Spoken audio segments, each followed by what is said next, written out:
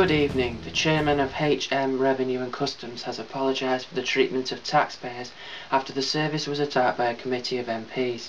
Mike Clasper said, "We are not happy with our performance in 2010. The Treasury Select Committee and dissatisfaction risked undermining public confidence in the tax system." The worst problems were in getting tax officers to answer phone calls at peak times and endemic delays in replying to letters. Mr. Clasper told BBC Radio 5 Live it simply wasn't good enough on post and telephone, and I'd like to take the opportunity to apologise to the people who had to take a long time to get through or didn't get back to them quick enough with the post. HMRC says it recruited 1,000 extra contact centre advisors to handle calls during exceptionally busy periods. Libya's government has taunted the UK over the death of rebel military commander General Abdel Fattah Younes. It has been claimed the former Libyan government minister was shot by an Islamist militant linked to the rebels. A Libyan government spokesman said that the incident showed the UK government had made a mistake by recognising the rebel council as the sole authority in Libya. He said it was a nice slap to the face of the British that the rebels were unable to protect their army chief.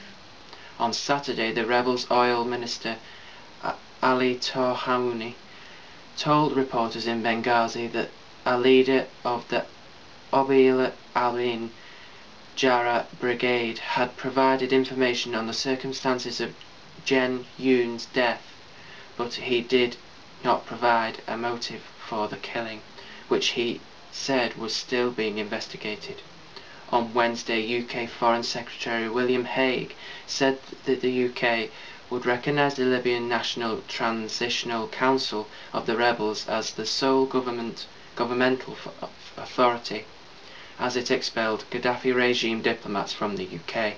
General Younes and 2 aides were killed by gunmen after being recalled from the front line of fighting.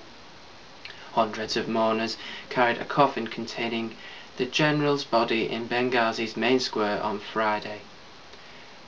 Kol Muammar Gaddafi's government in Tripoli said the killing was proof the rebels were not capable of ruling Libya. The Labour Party has published a list of the shadow cabinet's meetings with the media. Ed Miliband had already published a list of his meetings with the newspaper proprietors and editors since he became Labour Party leader in September 2010. The new details come after documents released earlier this week disclosed meetings with cabinet ministers. Shadow Chancellor Ed Balls met Rebecca Brooks and Will Lewis from News International in February. He also met the former News of the World editor Colin Myler at the Labour Party conference in Manchester last September and attended a News International reception at the conference. Mr. Balls met Mr. Myler again in March and June and attended a News International reception as recently as the 16th of June. The Shadow Home Secretary Yvette Cooper attended that same reception and the one at the party conference. She also met Mr. Myler in September. Shadow Cabinet Office Minister and Minister of the Olympics Tessa Jowell met Rupert Murdoch's daughter Elizabeth socially in London and Oxfordshire several times over Christmas 2010. Rebecca Brooks was also at the 2 of these gatherings. A father who escaped a deliberate house fire which killed his 2 children has died in hospital. Thomas Sharkey Sr., 55, died 6 days after Thomas Jr., 21, and his sister Bridget, 8.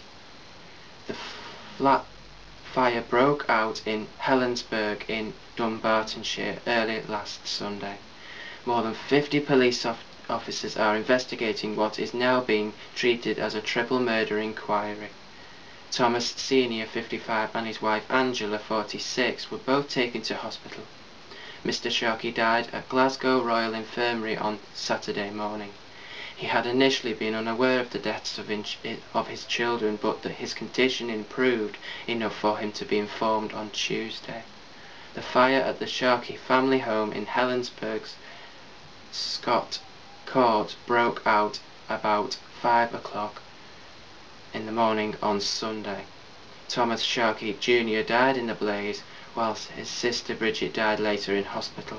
In a statement, Mrs. Sharkey's sister said that the family had been left shattered, devastated and angry. Strathclyde police have set up an incident room, dedicated phone line and email address for the murder inquiry. A man whose son died after playing video games for long periods is campaigning for greater awareness of the risk posed by their excessive use. Chris Staniforth, 20, who would play his console for up to 12 hours, died in May from deep vein thrombosis (DVT). His father David believes the condition may have been triggered by long gaming sessions. DVT can form during long periods of immobility and can kill if the clots travel to the lungs. Computer records showed his son would sometimes play online on his Xbox for periods of up to 12 hours.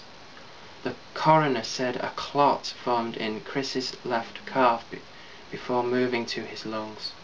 Once there, it caused a fatal blockage known as a pulmonary embolism. Mr. Staniforth said, after my research, I saw there was no difference to Chris sitting at a desk on his Xbox and someone on a long-haul flight. Sitting still is literally the danger zone. Chris loved to play and would stay up all night.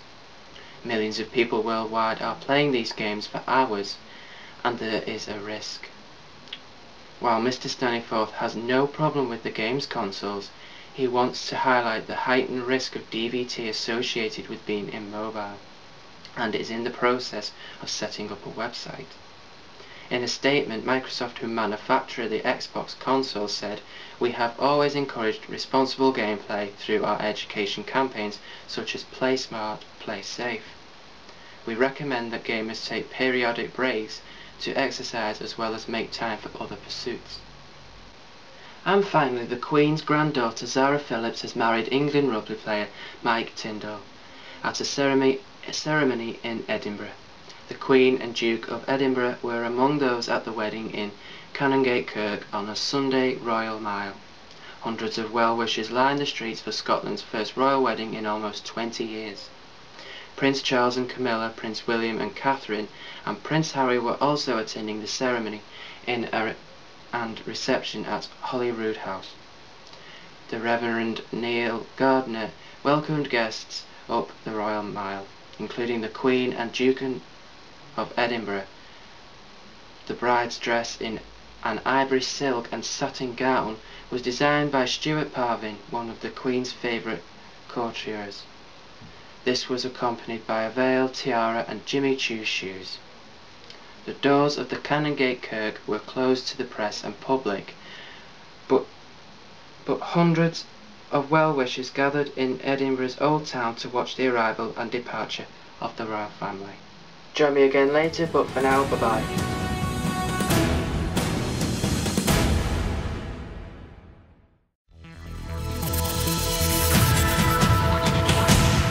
Good evening. It's rather warm in here tonight in the studios. A warm and muggy night is expected for all of us this evening and overnight. But warm and cloudy with rain in the west tomorrow, I'm afraid. That's for northern parts of Ireland and Scotland in particular, where you will find the rain here. So for tonight you will find cloudy intervals across eastern parts and southeastern parts of England. Some mist or fog may develop also in the southwest of the regions, but here it is going to stay the most warmest, and then in Scotland and eastern areas it will be second most warmest tonight. Over to the west, the cloud will be more broken up, where it will be a little bit cooler here, but still double figures. So for tomorrow you will find the rain in the western areas, cloudier in eastern areas, and then across the south and perhaps parts of northwest England it will stay with some sunny spells here. Maximum temperature 23 tomorrow, which is a little bit under what we should expect for the time of year. Monday, pretty much the same again. Rain clearing through overnight on Sunday, so Monday just leaves cloudy skies with a top temperature of 24. Hardly any sunshine peeping through, maybe across the south coast, but you won't see much in the way of it, I'm afraid. So, looking through the new month.